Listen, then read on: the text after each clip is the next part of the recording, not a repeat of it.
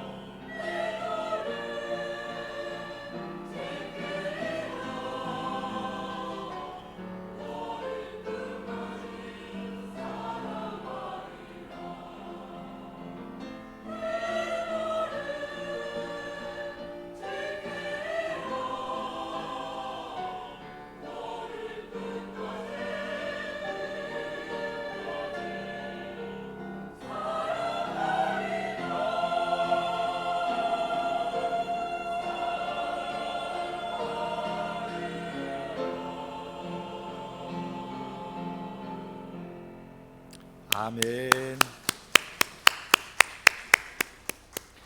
그렇습니다. 우리 하나님은 끝까지 책임지시는 하나님이십니다.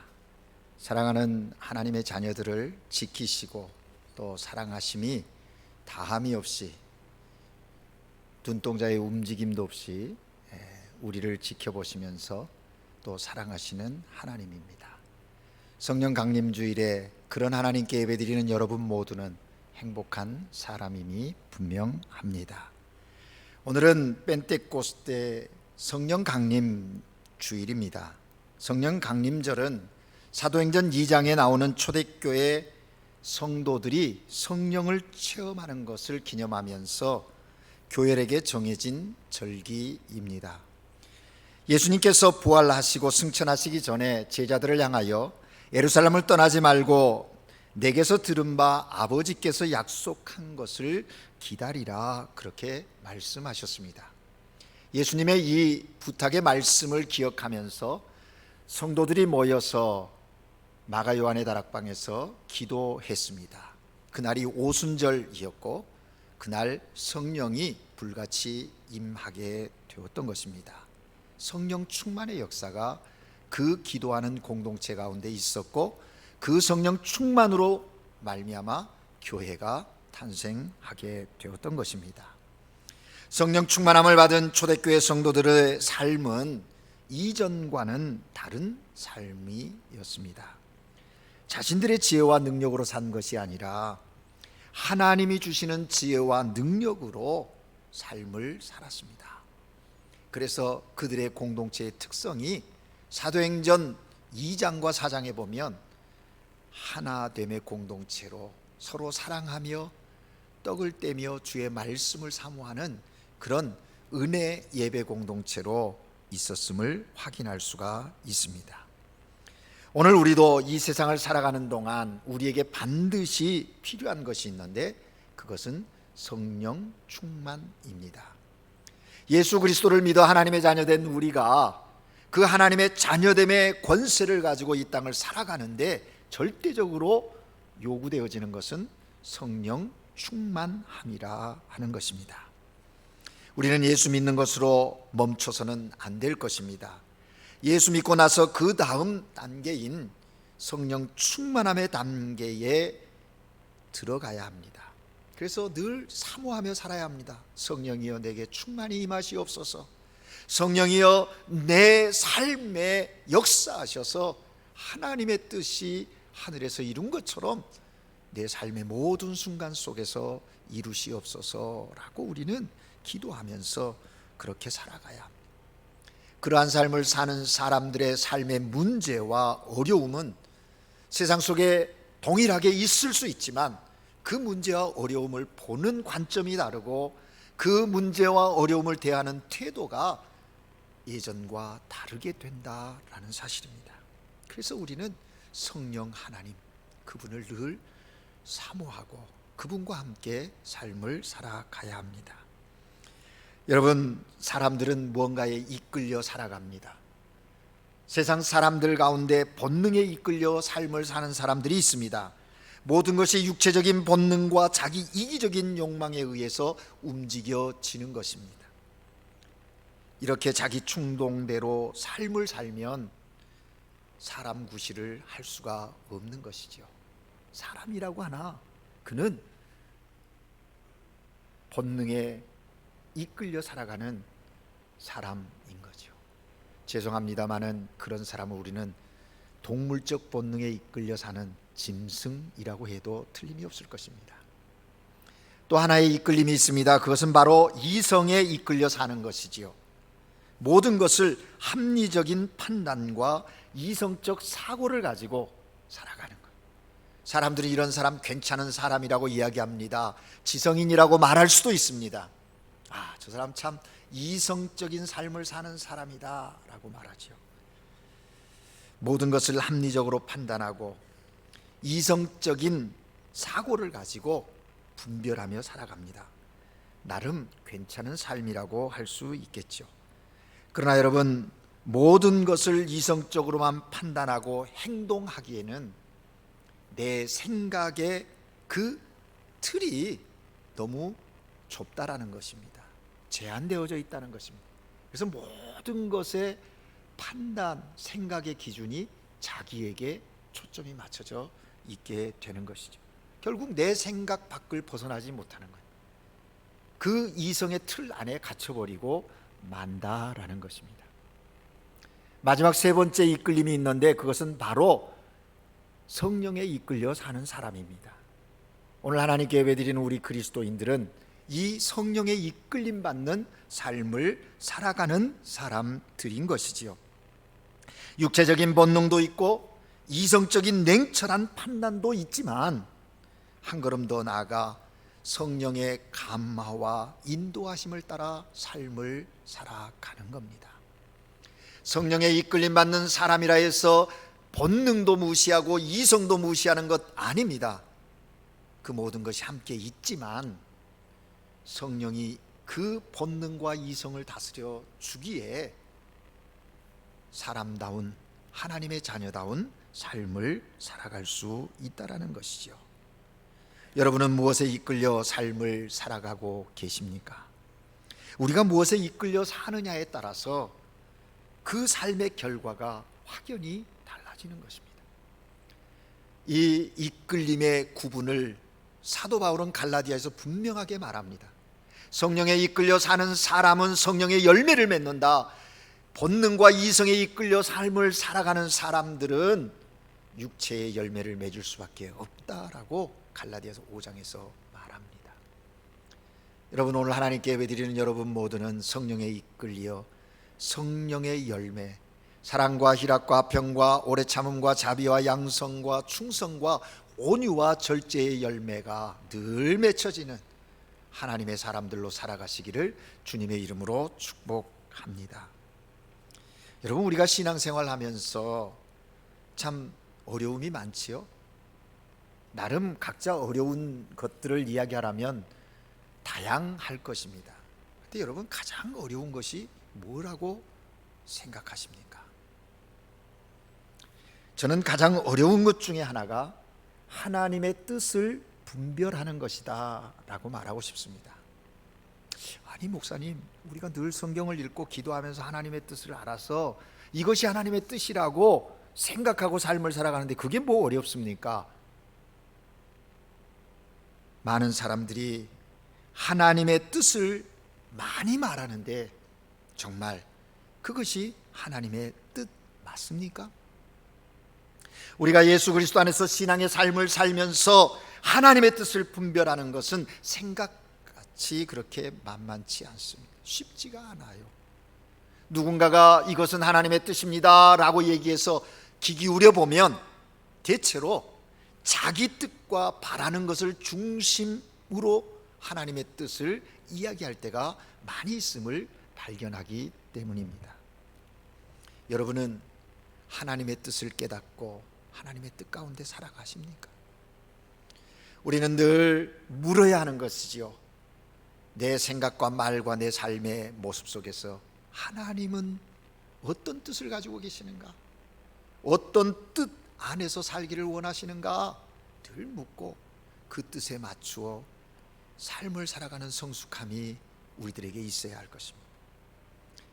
어느 원로 목사님이 자신도 하나님의 뜻 분별하기가 참 어렵다고 말씀을 하시면서 그때마다 당신께서 해결하려고 하는, 그래서 다시 하나님 앞에 고백하는 것이 있다고 하면서 비유로 말씀을 해주셨습니다. 그건 뭐냐면 자동차 운전의 비유를 하셨습니다.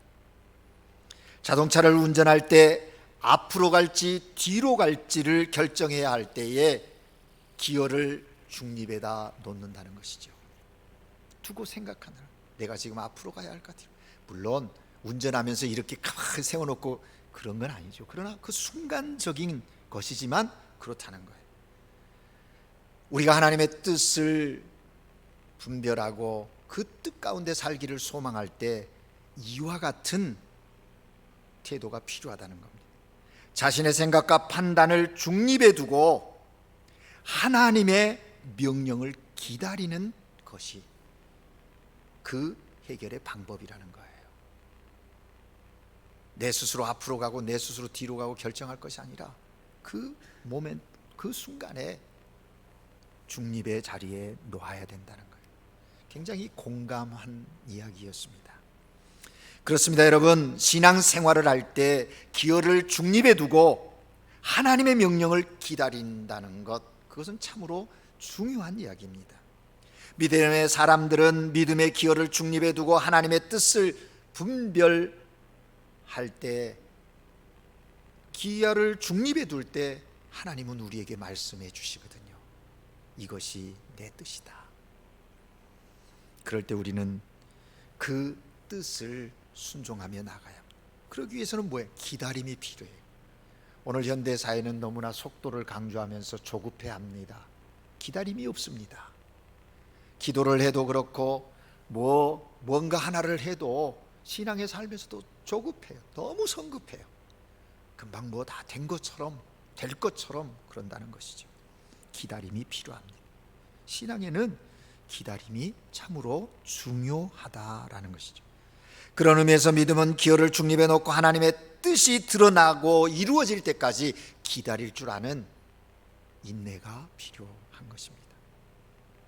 여러분, 오늘 우리가 함께 읽은 본문 말씀 사도행전 16장은 이제 바울이 2차 전도 여행을 시작할 때의 이야기입니다. 여러분이 우리가 사도행전을 읽으면서 13장에서 파송되어졌던 바울과 바나바가 1차 전도 여행을 했습니다.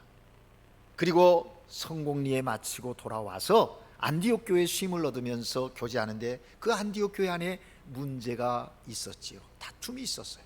구원의 문제를 가지고 안디옥 교회에 들어왔던 유대인 중에 이야기합니다. 너희가 예수를 믿어 구원받았냐? 그러면 할례도 받아야 한다. 그 문제를 가지고 다투는 거예요. 그래서 안디옥 교회가 다시 사람을 보내서 예루살렘 첫 교회인 그 예루살렘 총회에 보내는 거예요. 그래서 거기서 해결을 하고 다시 돌아온 것이 15장의 내용에 담겨 있지 않습니까? 그래서 그 편지 글을 읽고 모두가 기뻐하면서 구원은 오직 예수 그리스도뿐이다. 그러나 신앙의 건덕을 위해서 몇 가지 주의해야 할 것들이 있다. 그래서 우상과 피, 그리고 목매어 죽은 것, 세 가지 정도를 이야기하고 기쁘게 그걸 받아들이면서 교회가 든든히 서가며 하나님을 경외했다. 그렇게 기록했어요. 그런 가운데 바울이 이제 2차 전도 여행, 선교 여행을 계획했습니다. 바나바에게 같이 가자는 거예요. 우리가 1차 선교 여행한 곳을 한번 돌아보자 라고 얘기했죠. 그런데 문제가 발생했습니다. 함께 갈 팀을 구성하는데 바나바는 마가를 데리고 가자는 겁니다. 바울은 안 된다는 거예요. 왜요? 1차 전도 여행 중에 마가가 허락도 없이 말도 없이 그 팀에서 벗어나 버리고 말았지 않습니까? 돌아가 버린 거예요. 바울은 그걸 용납할 수가 없는 거예요. 그렇게 불성실하고 책임감이 없는 사람과 어떻게 다시 여행을 가느냐, 선교 어떻게 할 수 있느냐, 안 된다는 거예요. 바나바는 그래도 또 젊어서 그랬으니까, 어려서 그런 거니까 우리가 품고 가자고 조율을 하지만 되지 않았어요. 하나님의 일을 하는데 부딪힘이 있었어요. 그런데 그래서 결국 분열이 되어버립니다. 두 팀이 형성이 돼요. 바나바와 마가의 선교 행적은 기록되지 않지만 바울은 그 이후에 누구와 함께요? 실라와 함께 2차 선교여행을 떠나게 됩니다. 2차 선교여행을 떠나는 가운데 1차 선교지였던 이고니온과 루스드라를 갔는데 루스드라의 놀라운 일을 경험한 하나님이 예비해 두신 사람이 거기에 있었던 거예요. 그가 누구냐면 디모데라고 하는 사람. 여러분 잘 아시죠? 바울의 믿음의 아들이요 동역자인 디모데가 거기에 있었던 거예요. 어머니로부터 신앙의 훈련을 받아서 아주 또 그 주변 사람들에게 신실한 사람이다, 성실한 사람이다 평가받는 디모데가 있어서 바울이 신라와 함께 그를 품어서 팀을 이루어 선교를 하게 되었다는 겁니다. 그리고 오늘 본문 우리가 읽은 이 본문이 시작되는 거예요. 바울은 아시아에서 복음을 전하고 싶어 합니다. 아시아는 자기가 태어난 고향이 있는 곳이기도 하고 익숙한 지역임이 분명합니다. 그곳에서 복음을 전하려고 하는 거예요. 그런데 오늘 본문에 보니까 두 번에 걸쳐서 그 복음 전하는 길이 막혔다라고 설명하고 있습니다. 우리가 읽은 6절 7절을 다시 한번 읽을까요? 같이 읽습니다. 시작. 성령이 아시아에서 말씀을 전하지 못하게 하시거늘 그들이 부르스기야와 갈라디아 땅으로 다녀가 무시아 앞에 이르러 비두니아로 가고자 애쓰되 예수의 영이 허락하지 아니하시는지라. 아멘. 본문에 보면 먼저 성령 하나님께서 아시아에서 말씀을 전하는 것을 못하게 막으셨습니다. 성령이 못하게 하시거늘. 왜 못하게 하십니까? 이해가 되십니까? 바울이 지금 자기 개인의 어떤 욕망이나 자랑을 위해서 자기 철학을 전하려고 가는 것도 아니지 않습니까? 복음을 전하려고 가는데 성령께서 그 길을 막았다라는 거예요. 좀처럼 이해되지 않는 부분이죠. 그런데 바울은 막히니까 방향을 바꿉니다. 방향을 전환해요. 그래서 아시아의 북쪽으로 방향을 틀어서 갈라디아 주 부르기아와 무시아 지방을 통과해서 비두니아로 가서 복음을 전하려고 계획을 바꾼 겁니다. 어쨌든 바울은 계속해서 소아시아 지역, 오늘날의 터키 지역에서 복음을 전하려고 계획했다라는 것입니다. 그런데 이번에도 예수의 영이 허락하지 아니하였다라고 7절에 말합니다. 역시 자세한 방법이 어떤 방법으로 바울이 복음 전하는 것을 못하도록 막았는지 설명하고 있지는 않습니다. 그런데 한 번도 아니고 두 번 그렇게 된 거예요. 이쯤 되면 바울의 마음 가운데 생각이 되겠지요. 왜 내가 주의 복음을 증거하는 이 선교의 계획을 성령께서 두 번이나 막는가? 왜 하나님의 복음 선포하는 일이 귀한 일인데 그것을 못하게 하는가라고 의문이 생기지 않았겠습니까? 그런 이제 고민 가운데 취한 바울의 행동은 뭐냐면 그 두 군데가 다 막히니까 무시아 지방을 지나서 드로아라고 하는 항구 도시에 가서 머물게 되었다는 것입니다. 그럼 바울이 왜 드로아라는 항구로 갔겠습니까? 항구가 너무 아름다워서 관광하러 갔을까요? 아니면 거기가 해안 지역이니까 무슨 어물, 생선의 그런 것들을 취하고 먹으려고 갔을까요? 아니죠. 바울이 그곳에 가서 또 잠잠히 기다리는 거예요. 기어를 중립에 놓고 대기하면서 성령께서 뭐라고 말씀하시는지 듣고 싶어 기다리며 기도하고 있었다는 거예요. 근데 여러분 놀라운 건요, 이 드로아라고 하는 곳에서 또 누구를 만나냐면요, 누가를 만납니다. 사도행전을 기록한 누가, 의사인 누가를 여기서 만나요. 그래가지고 한 팀이 되어서 결국 그 다음 선교의 여정을 진행하게 되더라는 것입니다. 여러분, 하나님은 하나님의 일을 이루시기 위해서 필요한 사람들을 적재적소에 준비시켜서 만나게 하시고 그 만남을 통해서 하나님의 거룩한 역사를 계속 이어가게 하셨다라는 것입니다. 여러분, 우리에게도 이런 일들을 우리의 삶 가운데서 간혹 경험하지 않습니까? 믿음 안에서 내가 계획하고 또 그 계획대로 가려고 하는데 환경이, 상황이 이상하게 돌아가는 것입니다. 분명 기도하고 하는 일인데 아무리 봐도 크게 잘못된 계획이 아닌데 그럼에도 불구하고 이상하게 뭔가 잘 안 되어가고 자꾸 일이 꼬이기 시작하고 환경이 어려워질 때가 있더라 하는 말씀이지요. 여러분, 바로 이럴 때 우리는 어떻게 해야 합니까? 여기 사도 바울의 태도를 보고 우리가 배우는 거예요. 이러할 때일수록 영적인 민감함을 가지고 기도하며 기다려야 된다는 거예요. 여러분, 우리의 삶에 적용하십시오. 여러분이 뭔가 기도하면서 이것이 하나님의 뜻이다 라고 분명히 생각하고 일을 추진하는데 그것이 온전히 진행이 안 되고 꼬이고 막히고 그런 느낌이 있습니까? 그럴 때 바울처럼 우리는 영적인 민감함을 가지고 기도하면서 기다려야 합니다. 기다려야 한다라는 거예요. 그리고 하나님께 물어야 합니다. 하나님, 지금 이 상황이 무엇을 뜻합니까? 하나님, 왜 막으시는 것입니까? 혹시 하나님의 뜻이 다른 데 있는 것은 아닙니까? 라고 하나님께 물어야 한다라는 것이죠. 물론 일이 꼬인다고 해서 상황이 안 좋은 방향으로 흘러간다고 해서 무조건 다 하나님께서 막으시는 것은 아닐 것입니다. 분별해야 돼요. 내 실수로 인해서, 아니면 우연히 일이 잘 안 될 수도 있는 거거든요. 그런데 그 모든 것을 다 하나님이, 성령께서 막았다라고 하면 잘못이죠. 하나님이 막은 적이 없어요. 하라고 하는데 내 실수로 인해서 그 일이 지금 추진이 안 되고 미루어지고 있는데, 꼬이고 있는데, 그러면 빨리 자기 실수를 회개하고 하나님께 나아가야겠지요.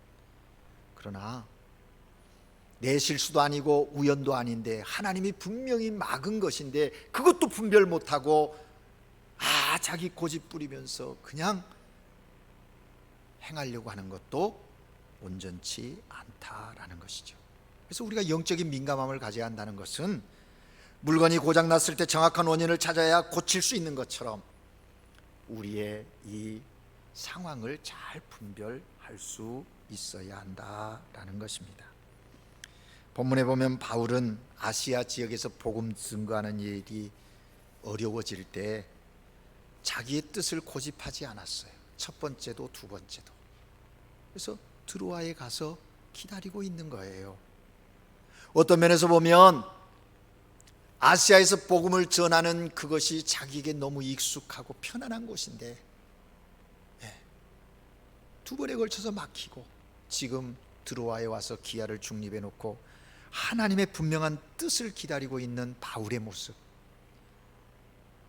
오늘 우리도 이러한 자세를 취하고 있어야 할 시점은 아닌지 우리 삶을 돌아보십시오.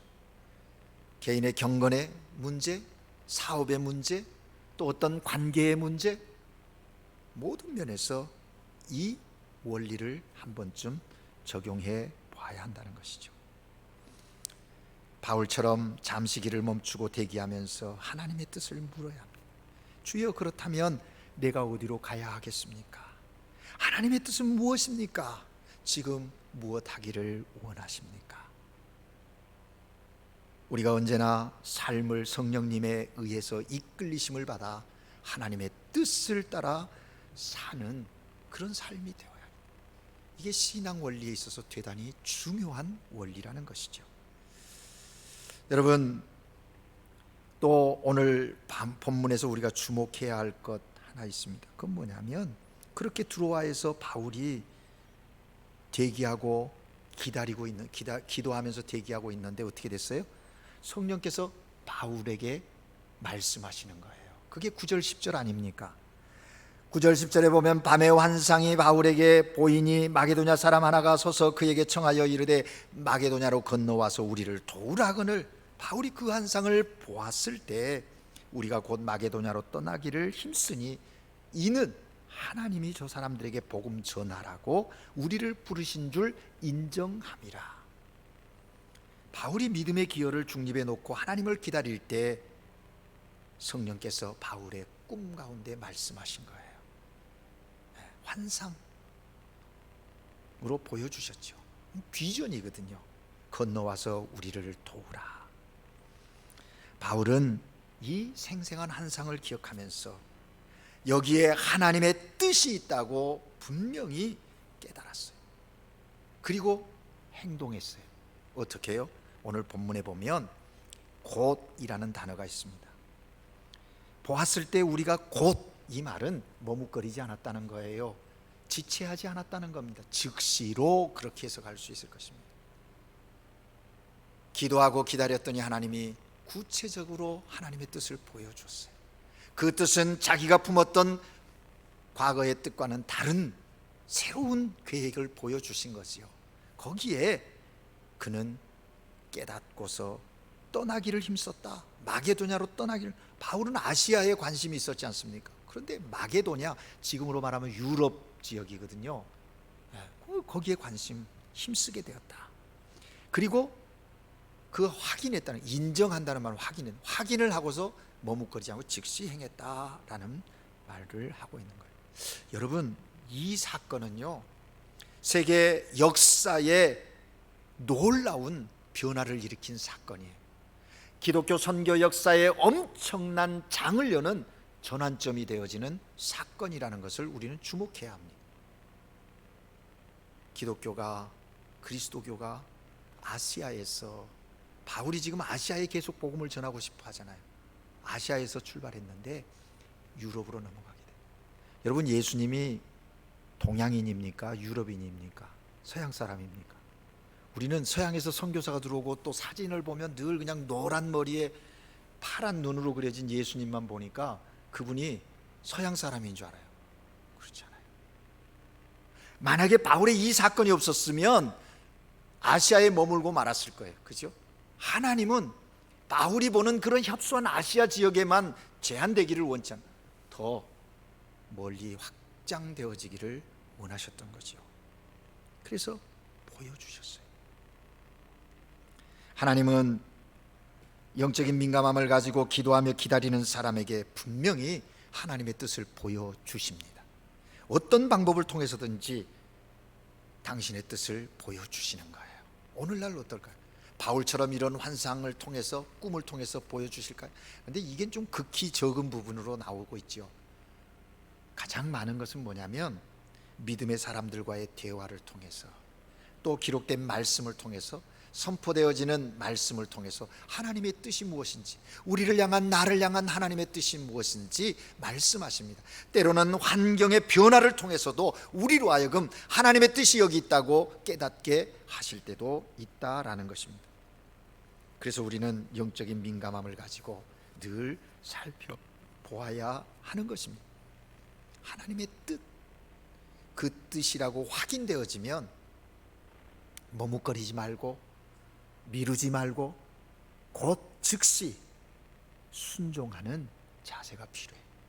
바울이 순종해서 마게도냐로 갔더니 거기에 16장 후반부에 보면 그 빌립보 첫 성에, 마게도냐 지역의 첫 성에서 복음을 전하지 않습니까? 놀라운 역사가 일어나는 거죠.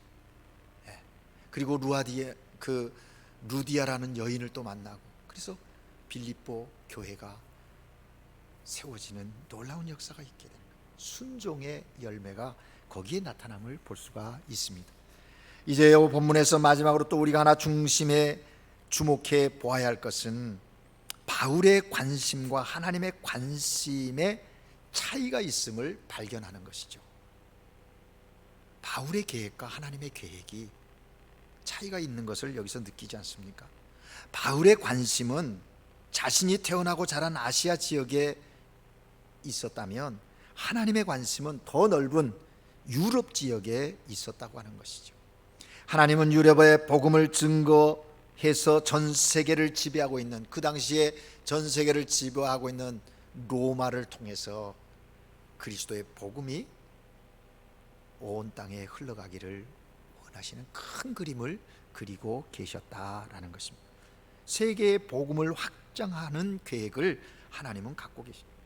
바울의 눈에 보이는 것은